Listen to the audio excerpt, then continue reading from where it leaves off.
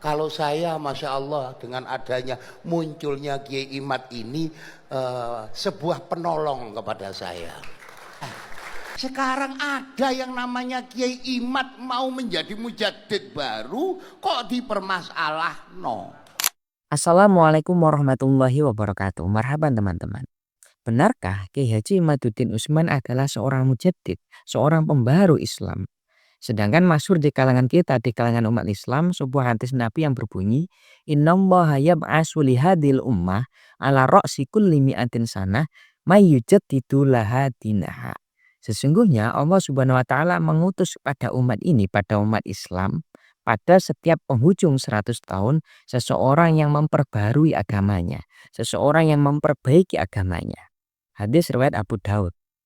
Hadis ini mengajarkan kepada kita bahwasanya pada setiap 100 tahun nanti akan ada seorang pembaharu, seseorang yang akan menyelesaikan permasalahan pada agama Islam.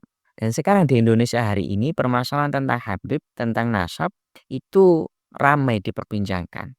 Bahkan ada banyak oknum Habib yang menggunakan statusnya sebagai keturunan Nabi, dia mengambil keuntungan pada umat. Memeraslah misalnya, mengambil hak yang seharusnya dimiliki oleh umat lah misalnya. Dan banyak permasalahan-permasalahan akhlak lainnya yang ditonjolkan oleh oknum-oknum Habib ini. Maka muncullah tesihnya Yai Imad yang menyatakan bahwasanya nasab Alawi itu sudah terputus. Dan seterusnya dan seterusnya. Benarkah dengan tesihnya Yai Imad ini merupakan sebuah pembaharu, sebuah perbaikan atas agama Islam?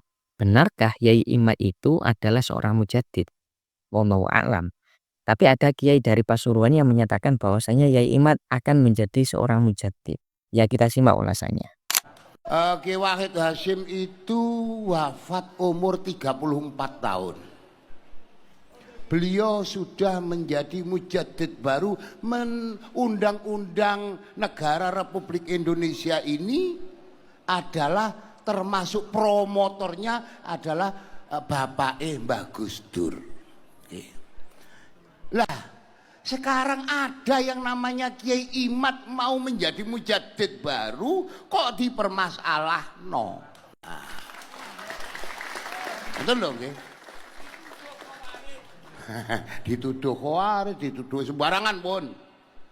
Lah niki, ini kawan-kawan semua adalah tinggalane orang-orang yang menghancurkan negara Republik Indonesia. Yang menuduh ini itu, kita tidak diberi kebebasan di dalam berpikir. Rumangsane sing oleh berpikir iku mung wong Yahudi tok ta. Non? Rumangsane sing oleh berpikir iku wong Inggris tok ta. Di Saudi Arabia itu banyak orang alimnya orang Indonesia yang ada di Saudi Arabia. Syekh Yasin Padang, Syekh Sambas, Syekh Minang, Syekh teko di pulau Nikolo, Karimun Jawa. Kata para alim-alim yang ada di Makkatul Mukarramah itu dari orang Indonesia.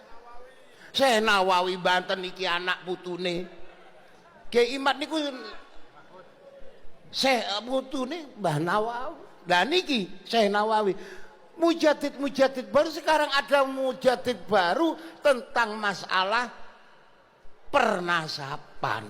Kok jadi masalah? Lah niki lho kanca-kanca sedaya. Padahal ilmu yang sudah diambil yang jarang dipelajari oleh orang adalah ilmu nasab, ilmu faraid, ambil ilmu apa sih? Telu. Falak, rodok berkurang. Padahal niki adalah ilmune wong santri. Ada lho nggih. Kanca-kanca sedaya, dadi kanca-kanca aja napa jenenge aja terpengaruh ambek omongane manise wong. Nggih, jangan terpengaruh oleh manisnya orang.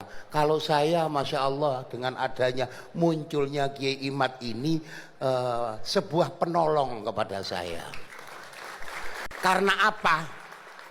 Karena sejak awal Mbah Gus Dur itu dihina-dina oleh FPI, ada di Purwakarta, diturunkan dari podium, diusir dari arena pengajian di Purwakarta. Yang mengunjuk rasa bubarkan FPI adalah dari sini pertama kali.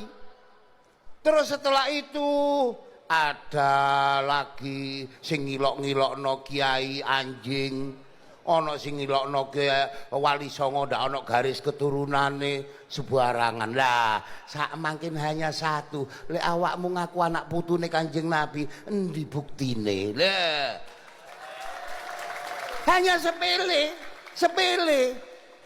Buktine endi? Lek awakmu ngaku anak putune Kanjeng Nabi, endi buktine? Mek itu dok, gak. Jadi menurut Kiai Haji Suanti Khotib Pasrepan Pasuruan yang berbicara tadi, Kiai Imad akan menjadi mujaddid. Kiai Imad akan menjadi pembaharu Islam yang akan memperbaiki permasalahan Islam dengan tesisnya yang menyatakan nasab Ba'alawi itu, yang membahas tentang nasab Ba'alawi. Merekonstruksi pemikiran Islam itu memang membutuhkan waktu yang lama. Oleh karenanya hadis Nabi tadi keluar. Setiap 100 tahun akan ada pembaharu Islam yang akan menyelesaikan permasalahan Islam. Karena begini, Islam itu harus sholih fi kulli zaman wal makan. Islam itu harus sesuai, harus bisa menyelesaikan, harus bisa menjawab tantangan di setiap zaman, di setiap waktu. Tentunya permasalahan yang muncul pada zaman dahulu, zaman Nabi, kemudian zaman para sahabat, tabi'in, kemudian ulama salafus soleh, dan masalah pada zaman sekarang itu berbeda. Oleh karenanya adanya pembaharu, adanya yang memperbaiki agama Islam itu dibutuhkan pada setiap zaman.